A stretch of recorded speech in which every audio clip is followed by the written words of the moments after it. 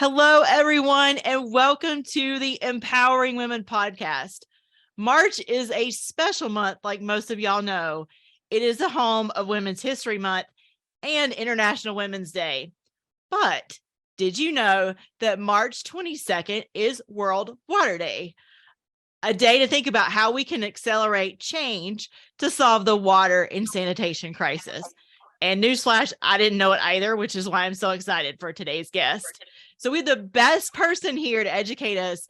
Dr. Kat Shrier is the founder of Water Citizen Foundation and Water Citizen Media. She is also entitled The Impossible/Wicked Water Problem Solver. And I can't wait to find out more about this title. So welcome, Kat, to the podcast. Thank you so much, Shannon, for having me. Thank you, Empowering Women. I'm a huge fan of you and your work and all the work that Empowering Women does. So thank you so much for having me here.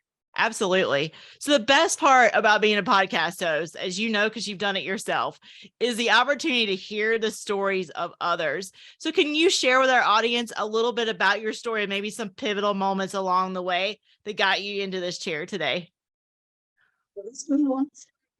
Many pivots along the way, but I'll give you the Cliff Notes version. Basically, I started out in politics and campaigns, worked for my state legislator when I was a junior in high school. You know, I really love problem solving and bringing people together, but I also had an aptitude for science and math and systems and just had one of those systems brains, right?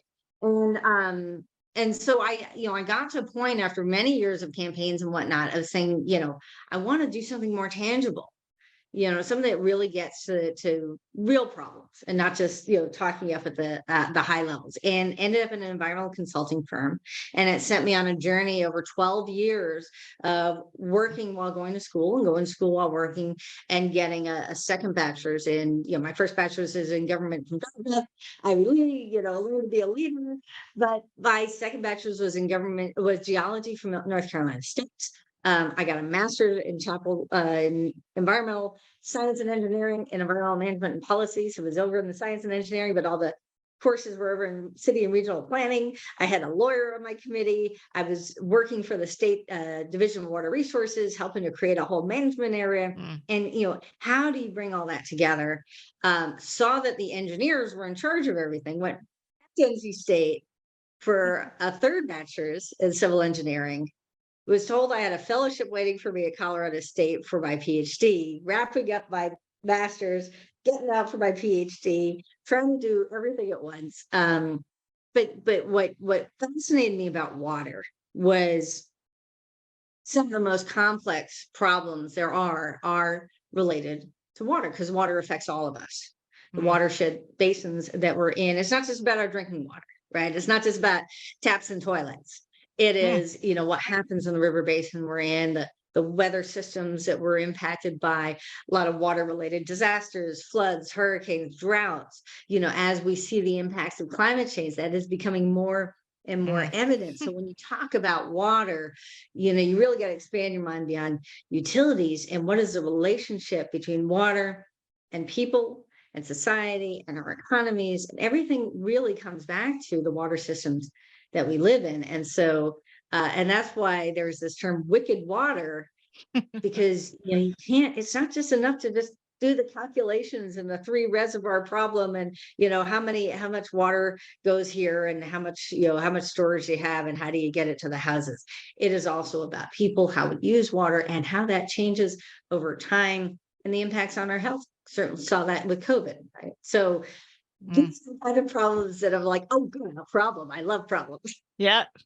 It's funny. You look at the news in California. I think I'm an East Coast girl, but you can see how water is impacting their life so much right now, from the drought to now they're just dying with too much snow and too much rain. And then obviously those systems and processes behind it to handle it. Yeah. Yep, absolutely. And we have these problems here on the East Coast as well. It just doesn't seem to be as evident. I was like, look, it's kind of a cloudy, rainy day here in Washington, D.C., but that doesn't mean we don't have drought. And in fact, I was just hearing about that. There's a group of people are trying not to be too loud about this, but there's people who think about water for our nation's capital, and we don't have an emergency supply that is not much of an emergency supply. If we got hit with a big drought here in the DC area, we would not have a lot of storage. If there was something that happened to our existing storage, we don't have a lot of backups, unlike out west where they have a drier climate. Right here in DC, we have a lot of our most important buildings and transportation structures in the floodplain. And I know some of the people who are hurricane experts. And when we get hurricanes, they usually come this far north, but sometimes we do get hit by pretty strong hurricanes. And you see what happens when we get big snowfalls. And the nation's capital shuts down. Snowmageddon, Snowmanator, whatever. Everybody comes up with a cute little name. But, we're not designed for here in our nation's capital for that. So what do you do when the people who are making decisions about what happens to the rest of the country get impacted by flood, a hurricane, a drought? Yeah, it's so very true. So the water industry clearly is critical to our success and health as a nation. And obviously, empowering women in industry, we're all about trying to help women in male-dominated fields. So I looked up a quick statistic. So based on a February 2021 article from the American Water Works Association, they state that women make up only 18% of the water utility workforce, according to their research. And obviously, the water industry is much bigger than just utilities. So what do you think are barriers to entry, and then maybe why women don't stay? I'm really curious on your perspective on this. Yeah. And we are, and as you know, this is one of the reasons why we decided to talk today, is this week we are playing an entire online summit, a virtual summit, with interviews that I've done with about 50 women in many different areas, from operators, plumbers, utilities, nonprofit, environmental groups, et cetera, talking about different aspects of this. And you get to that, something like that AWWA study. Well, frankly, there's some problems with the studies that are coming out about women and water in general. Okay, interesting. In talking about women and water, a lot of the work that is done at the United Nations, and by the way, this week, today, World Water Day, also happens to be the kickoff of the first UN water conference in something like 10, 20 years. Oh, goodness. I did not know that either. It's been a long time. And usually, in a lot of that time, when people talk about women and water, they're talking women and water, the impacts on women, women in poor Black and brown countries walking 5 miles uphill with tigers chasing them with buckets on their head, can't go to school, right? Not talking about women actually working in the water industry. And I'm recognizing that, that is connected, that the decisions that are being made are connected. And so when it's come up, like one of the reasons why AWWA and Water Environment Federation and other top associations in the water sector began doing studies on diversity in the water sector was we were looking at this big water workforce crisis. A lot of people were not going into these industries. Okay, makes sense. And so all these baby boomers, the people who came back from Vietnam and wanted a good civil job, and they went and worked for their utility or whatever, they're retiring, they're leaving. And who's going to replace them? And so a lot of folks were looking at how to at the diversity or lack thereof in the water sector. And so there was a study done by Brookings that, frankly, it was done by a young man just out of school, sociology or something, who basically looked at labor statistics, and he picked out things that sounded like water. And so he included a lot of plumbers. The plumbing, like independent plumbers, how many people identify themselves as a plumber versus people, who are working in water utilities. right? And so those numbers are a little, it's not the best study. The numbers are probably not all that off, but it was just, it wasn't, they wasn't asking the right questions. You have to ask the right questions to get the right numbers. Yeah, you And a certainly do. lot of Yep. people, a lot of people in STEM fields, it's like, let's get numbers, let's do that. But if you ask the wrong questions, you get the wrong data. So that's one aspect. The other thing is if you're just looking at total numbers or you're just looking at total percentages and not digging into things like at what field and at what level, because this is something that happened in my own career. One of these big pivotal moments in my career was I had gotten all these degrees because I planned to be a leader in the water industry. I wanted to work for one of these big global firms that, you work your way up and then you become, the grand poobah, the PhD, the expert. Oh, we're going to listen to Dr. Catton, but she talks, everybody listens, right? And it takes time and experience working on lots of these great projects that the consultants get to do. And I just happened to go work for a firm. And in fact, I was recruited by a firm that they told me after I got there, the guy who recruited me, that, well, one of the reasons I recruited you, I wanted to prove that a woman could become an associate. Should have become a big red flag. But for me, I was like, hear me more. Oh my God, I had no idea what I was getting into. And later he left, and then I transferred to another office where, it was in the middle of the oil sands boom. And, a couple of younger guys, basically all the men had either been promoted up to associate or had been hired away from the clients because it was in the middle of a boom time. And right now we've got all this infrastructure, right? All this infrastructure money. We're in the middle of a boom. There's a lot going on. And so, it's hard to keep people. People are moving around, right? And so one of the reasons they brought me up to that office was to manage a team that was almost all young women. Oh, interesting. Take care of the people stuff and the health and safety training and recruiting and making sure things get done, while we, the men in charge, we make all the big decisions. So we don't have women in those big decision-making roles. We're not asking. Are women entering the industry, or they're just not progressing, or what does that look like? So that is a big, big part of it. The numbers have really been focusing on, let's get kids interested. Let's just go. In fact, one of the reasons I started the summit, frankly, is I ran into a woman who'd just gotten over $250,000 from some big family foundation, some serial entrepreneur who said, oh, I'm, the first and only woman who's looking at these issues of women in water. It's like, no, you're not. And, but she's able to get a lot of attention and said she was going to, she's like, oh, they told me to have to do the study. Can you help me do this study? And I started talking to her about what the real issues are. So, you can't be part of this because the funders have already said what they want.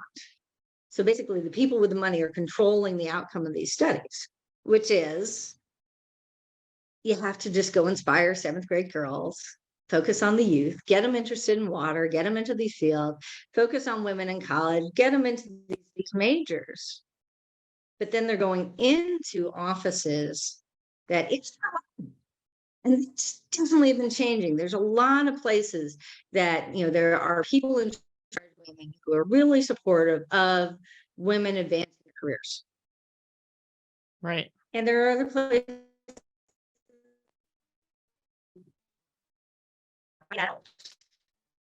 in the recruiters, right?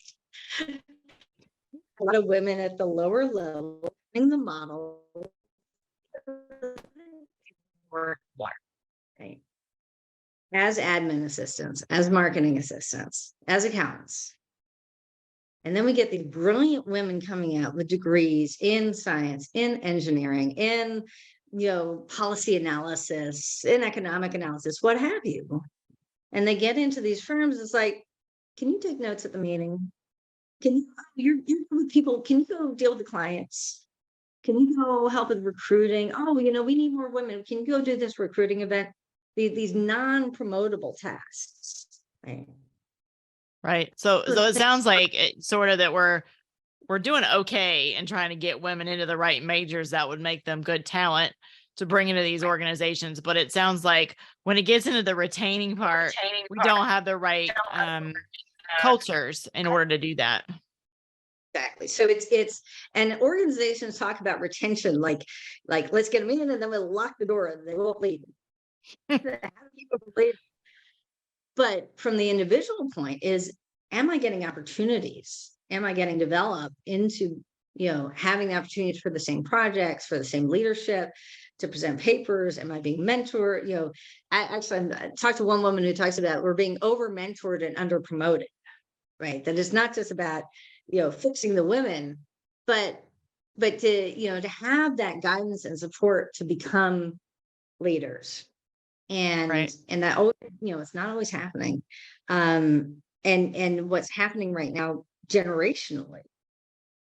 And I saw this in we have these little private women water leader circles that I occasionally do for free. And, it's usually a lot of Gen X women and maybe some baby boomers kind of wanting a place that they can talk about the things they can't talk about with anyone else, get some advice, peer support. Right. And Charlie does something similar with empowering women, right? There's, a place where we can have these conversations. And then suddenly in 2020, at the beginning of the pandemic, we started seeing these millennials. And it occurred to me that part of this is that the millennials are turning 40. They're getting to that point in their career. And it's like, hey, wait a minute. How come I can't go to this conference? Hey, wait a minute. How come I can't lead this project? Hey, wait a minute, my boss doesn't want to promote me because I'm doing all the work for him on these projects and he's going out there and getting all the kudos and all the clients. And we're seeing that in some places. It can be really easy. There's a lot of scut work that goes into engineering, science, policy analysis, collecting the data and putting it into the computer and analyzing it and all that kind of stuff. But you also have to walk the tables, right? We talk about this a lot in the summit, this idea that to become a leader in a profession, this is the same old guild structure that we saw, centuries ago, right? You have your apprentice years that you're just kind of doing whatever people tell you to do, but you're in the environment and you're learning just by being. And then you go into your journeyman years and you start to lead some things and you start to go travel all over the place and go to site visits and, conferences and whatever. And you're really developing, preparing to walk the tables to become a master. Yep. Right. Makes sense. And what are 2 to 3 things you think companies can do? Like, so we've talked about we're getting people in, but we kind of lock the doors behind them and say, we're going to do what we've always done. And we hope you stay here, but we're going to make it hard for you to leave if you don't want to stay here. So I'm curious from some of your interviews, what are things either you think our listeners can do or the companies they work for can do to make a difference? Well, it's the companies, and it's also, there's the companies, there's the industry, and the associations have a big part in that.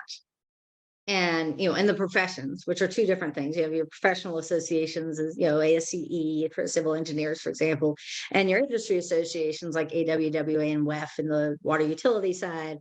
And then you also got society, and you also got laws, that protect women in the workforce in general. And so one of the things that we looked at with the summit is that first of all, there's 5 stages in your career. Okay. What are those 5? Go ahead. There's attraction and education, that front end part. And that's a huge focus. That's that front of the pipeline. Let's keep cramming more women and girls in the front end of the pipeline. Like we're going to be ready to then replace the leaders who are now retiring. That doesn't compute, right? Yep, it doesn't. Then you get into those early career that the very beginning. Are you getting recruited? How are you getting hired? Onboarding? Are you immediately kind of getting nudged over into project management and proposals and business development, aka marketing and admin assistant kind of stuff? Are you really getting developed on your professional side, right? Then you get into advancement and did I skip one? Then you get into retention, right? Yeah. Okay. And we say retention and development. Okay. So you That's got when early you're career and then retention and development. Okay. right. Makes That's sense. when you're starting to grow. That's the journeyman years. Okay. Then you get into advancement and leadership. And we also include alternative pathways. So what we're seeing now is, and there's different points in the career when people are leaving, and usually around the 7 to 10 mark, around the 15-year mark, around the 20, whatever. So there's advancement in leadership within organizations, but then there's also things like entrepreneurship. Right. There's also things like creating your own nonprofit. There's also things like becoming a leader through association leadership. Yep. Right. So you may just be doing your day-to-day job for your 30 years and getting your gold watch at the end and getting the benefits and all that. But then your leadership comes outside of your organization. Makes sense. And then the fifth one that most people don't talk about is reentry. Oh, yeah. Good point. Because at any point in that career, someone could step out. It could be having kids. It could be aging parent or a child with special needs or another family member who needs caretaking. We are, women are often still caretakers, not always. And this is something that's really important when you talk about what organizations can do, what men can do, is stop reading, going through your social media and LinkedIn and reading some article on Forbes or Business Insider that has some statistics about what women want and think what the women in your office want. Ask them. There's a lot of women who get degrees in science, engineering, law, economics, professions, whatever. They put a lot of work, advanced degrees, are committed to their careers. And you can be flexible with them on some family stuff or personal health stuff. I think Charlie said this best the other day on a call you and I were both on, the I'm Every Woman song. I am sort of a representative of every woman, but I am also my own woman. And so what you read in that Forbes magazine article or what have you I'm not that person they wrote that article about. I may have parts of it, but I'm probably also my own very individual person. Yeah, good point. I read something right about the time Nancy Pelosi was leaving her being Speaker of the House, and somebody did this huge retrospective. And she's like, early on, she and a couple of the other women members of Congress and leadership, they would go with the men in leadership to a lunch once a week, right? And there was this lunch where the guys started talking about some women's health issue. And they're all talking to each other and sharing with each other everything that they know about women's health. And not one of the guys thought to ask the women at the table. It's sort of step into the brave conversation. It's not easy to do, but step into it. Right. For me, I actually think, instead of me trying to show off how much I know about women and tell women how much I know because I read all these statistics, because I read an AWWA article that says 18%. Ask the women in your company, is it okay if we have this conversation? Now, I know it gets very sensitive because people are worried that, if a conversation goes sideways, is she going to sue? And that, we're going to get in trouble because we asked about childcare or whatever. And we have to have safe spaces for men and women to have those conversations. Yep. About what is appropriate for each individual woman. Yeah, totally agree. Woman might think she's going to go back to work right after she has kids and then has a complication or has postpartum depression or something. But when she's ready to come back to work, is she still on the mommy track and can't get back into a leadership track role? Yeah, I think you just hit on the second one, which is what I call bias. So let's pick on the woman that's left to have a child and decides to come back to the workforce.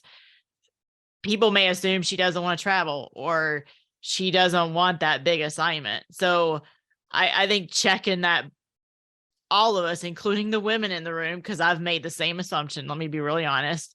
Checking our bias, all of us, regardless of your gender, checking your bias at the door and saying, I'm assuming she doesn't want to travel because she has a young child, but that may or may not be true because she has a framework behind her to support her and she's good. Or maybe her husband is a stay-at-home caregiver. We're making the assumption that she is the primary caregiver, and she may or may not be. Yeah. I mean, I probably would have had kids had I been in an environment, but doing so with, like, I remember when I started, working my way up, I actually bought a house, this little townhouse. I don't want something too big, too hard to take care of, but I had an extra room that was intended for an infant. So if I had, single mother by choice, adopted or something like that, then I would know that there was on-site childcare there. That I would earn enough money to make sure that there was childcare.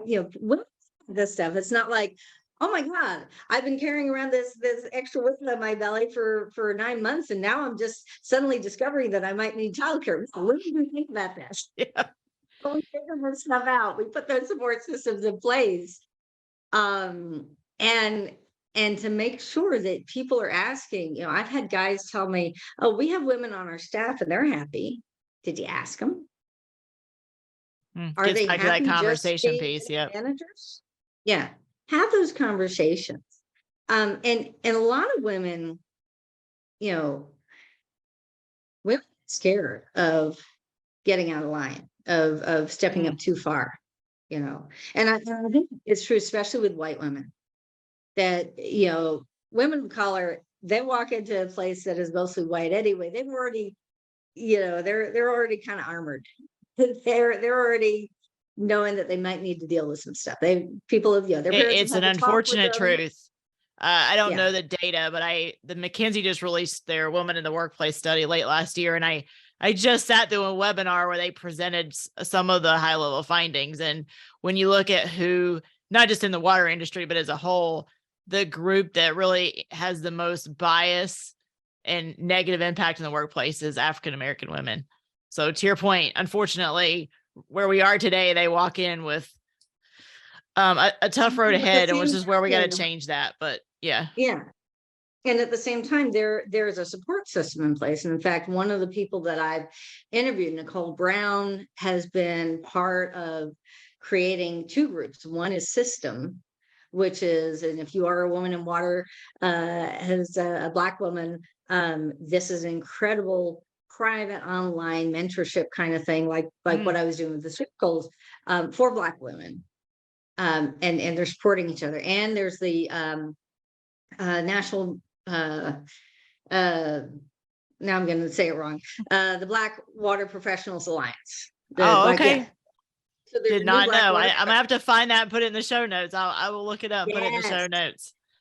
You definitely have to interview Nicole Brown. She's amazing. And that will work with that entire group. And you can see the results. For the first time, we've got a Black head chair of the U.S. Water Alliance. We have a new Black woman president of Water Environment Federation. American Water Works Association just selected its first president-elect Black woman, right? That doesn't just happen by individuals working alone. And what I think happens with a lot of white women is, we get into an office, it's kind of like a family environment, right? And, the older guys are like fathers, and, the guys around our age are kind of like our brothers, and we all working together on projects and everything. And with that, there are family dynamics. And in some families, women are encouraged to succeed. And in other families, women are encouraged to kind of step back. And it can be very threatening for women who think of themselves more as supporters in the office to have a woman who comes in wanting to be a leader. And I've actually had situations had a chief marketing officer who was in charge of all the admin assistants in that company I went to work for, that told them all not to do any work on my projects because I thought I was better than them. Just because she had been told to support my business development efforts, and they hadn't asked her to the interview. Oh my That goodness. was a huge miss. The company should have had her as one of the people who interviewed me. I should have had a chance to talk to her before I was hired, rather than me showing up on the job and having this chief marketing officer instructed that she was going to help me. That just kind of set us up. Well, before we roll into the details of the conference, because I do want to get there, I want to talk about re-entry, because I think it's so Yes. important. I'm not Yes. familiar with all the specifics, and again, it's not water specific, but I know the Society of Women Engineers, or SWE, has done a lot with establishing relaunch programs. I know my day job employer, we're also trying to do that, especially for women in engineering/technical fields. But tell me what you're hearing, either in your experience or what you're hearing from the Congress about reentry and what people are doing. Yes, because right after we get off, I'm on the woman the founder of iRelaunch.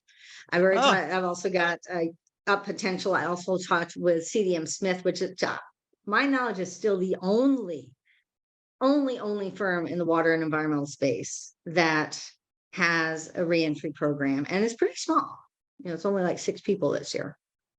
So basically, the concept of one of these reentry programs is there are people who have experience, who have all the degrees. This is not for people just out of school, right? Yeah. People who have some work experience, and for whatever reason they stepped out. And when this first started, I can't remember if it was Deloitte or Ernst & Young, one of those guys actually created the first one, maybe in the 90s. It's been going on for a while, but it was specifically around women who stepped out for caretaking, which is an acceptable reason to leave. And I think there's a lot of women who leave larger firms and say, oh, I want to spend more time with my kids, which what I hear sometimes, it's, you ever see a political candidate who gets a really bad poll result, and then he suddenly makes an announcement, I've decided to go spend more time with my family, so I'm pulling out of the race. Yeah. Yeah, I have. But it's an acceptable reason, right?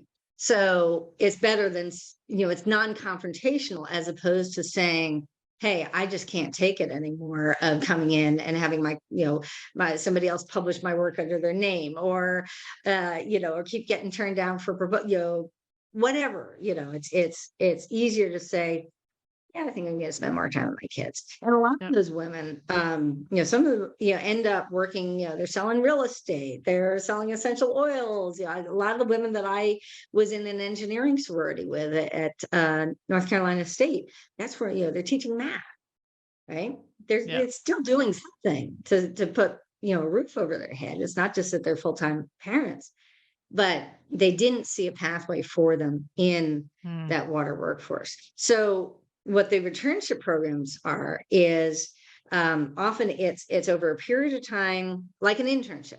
So how a really good internship, not the ones where you just get coffee. It's for 12 weeks, 16 weeks, 6 weeks, whatever it is. You come in, and usually it's as a cohort. So you got a group of them. You get some additional mentorship. You get that support to transition back into what it would be like to be back in the workplace. And I don't know. There's what I've seen is it's not a guarantee of employment, but the thought is we're going to connect you with these people, and at the end of that 12, 16 weeks, you'll roll into a permanent role. Yeah, and a lot of them are fine, the organization. So there's these organizations that have started creating these programs for larger corporations, right? And so they help put it together, and they help promote the programs. So things like Path Forward, iRelaunch, Up Potential, there's a number of them now, but that many of them find that they may start out with the biases. Oh, these women, they haven't been in the workplace. They're not up to speed on the latest and greatest project management, agile, this and that, waterfalls, Six Sigma, whatever. But they catch on really quickly. I mean, because seriously, I still have a PhD. I still have a PhD brain. I can catch on to things really quickly. Putting together a summit is a decision support system. It's a lot of technology. I catch on to this stuff quickly. Women get back up to speed. By the way, we are seeing more and more men in these programs, men who take time off for personal health reasons, family care reasons, et cetera. Right.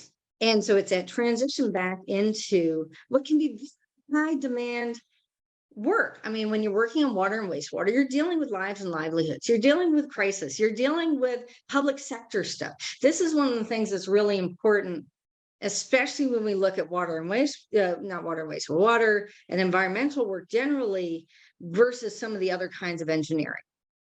often when these returnship program organizations say, yes, we have, we're looking for women engineers, they're talking about computer science engineers, right? Mhm. They're talking about manufacturing, they're talking about some of these other things.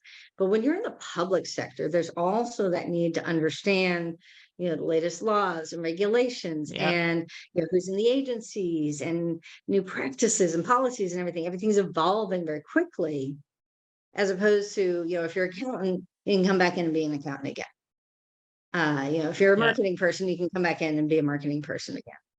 But when you're working in these fields, you also have to understand the domain, right? The culture of the industry at that time. And I think that's one of the reasons we have not seen more returnship programs in the It's water sort of like a space. little bit of a barrier to reentry, more so than I've worked my whole career in manufacturing, so I don't need to know the latest laws as a general rule, or I can learn it from somebody at the plant. So it's not as much of an issue. Yeah, yeah. And so you can go from a plant that manufactures widgets and then say, oh, look, they're going to offer me money to go manufacture gadgets. So you go from widgets to gadgets, no big deal. Yeah, makes But sense. when you're in the water and environmental space, there is that perception, at least, that you need Yep. to get up to speed. Of course, people can catch on to this stuff really quickly. Yeah. Um, Well, I want to pivot really quickly to the conference because I want to make sure we talk about it. So I'm yes. super excited by the conference that you're hosting, and I'm looking at my notes because I want to make sure I get this right. The conference Yeah. is entitled Women of Water Get Real. It is a virtual summit on the 5 critical leaks in the water career pipeline for women water professionals.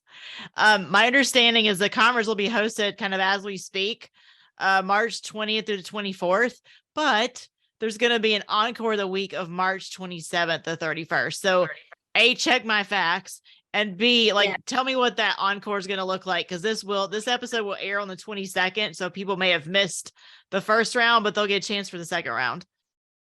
Exactly. So we want to do something that could reach as many people as possible.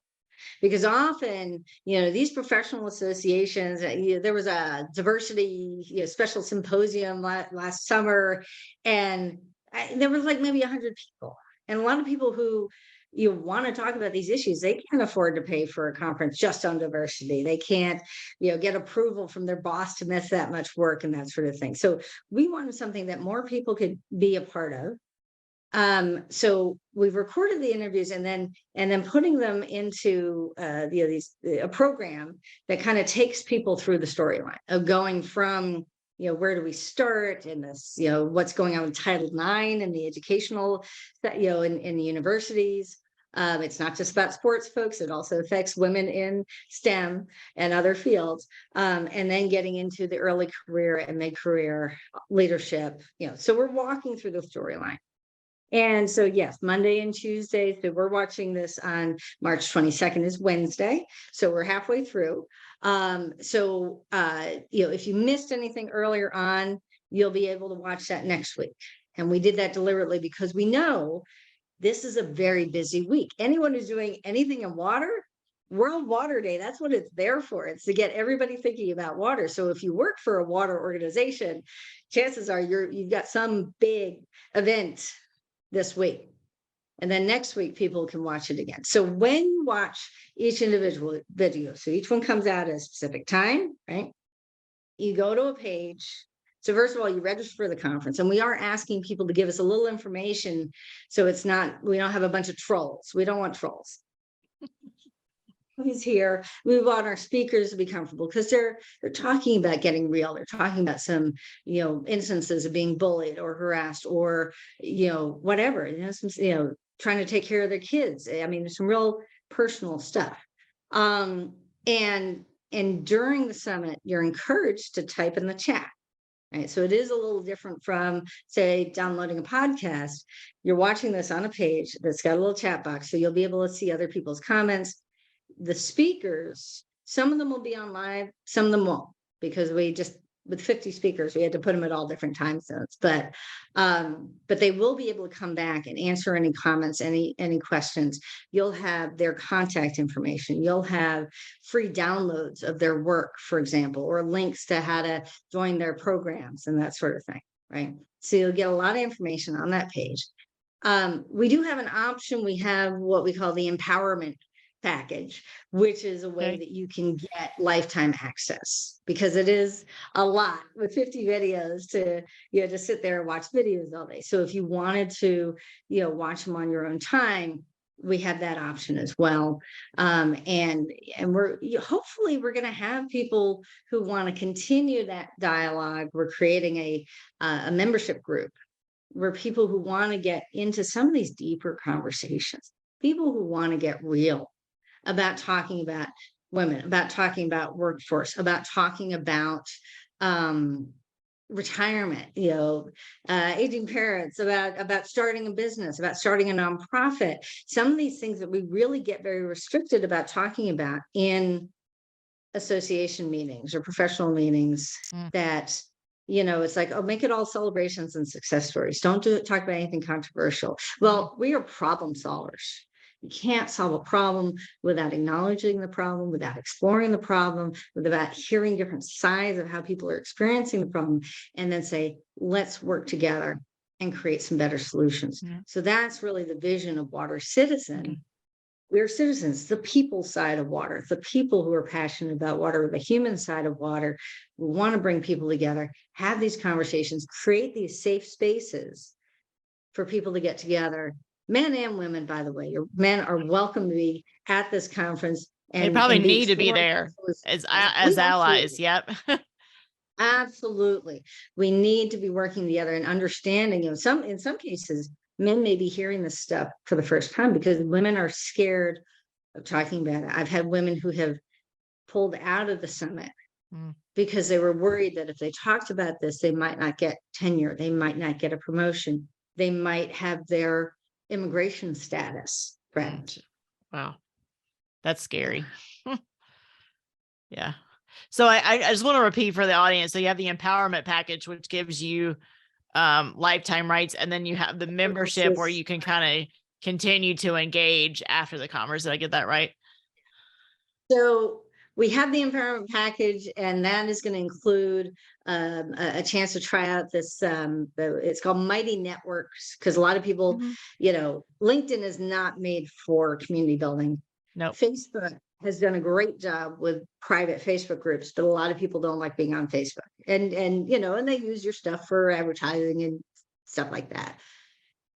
That's why Mighty Networks was created. So we're looking at using the Mighty Networks platform so that if you join the empowerment package, you'll be part of those additional conversations. And we're as of the time that we're having this conversation, recording this, we're still figuring out, we might be able to bring some of the speakers back for a live Q&A.